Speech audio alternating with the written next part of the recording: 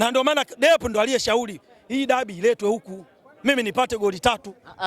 Sasa nakupa hiyo.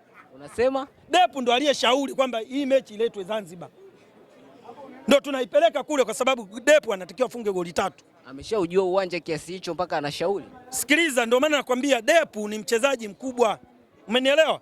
Hawezi kufunga hivi vitimu vidogo vidogo afu timu kubwa asifunge. Mchezaji mkubwa anaonekana kwenye mechi kubwa, umenielewa? Kama hivi leo JKT, umemwona kafungwa na Depu.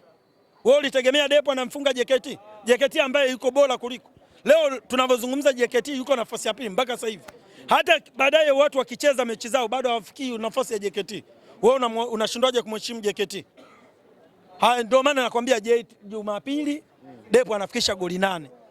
Na asipofikisha goli 8 mje mnihoji mimi. Sababu iliyopelekea Depu asifikishe goli 8 ni ipi? Angalia maneno yako Uchebe. Haya ni ponzi. Hata siku moja. Chuma 3 ni nyingi. So chuma 3 ni nyingi kwa mimi. Nikipewa mechi nicheze kweli chuma 3 ni nyingi. Ila kwa Depu chuma 3 kwa Simba. Wewe Simba kuna beki gani atamzuia Depu?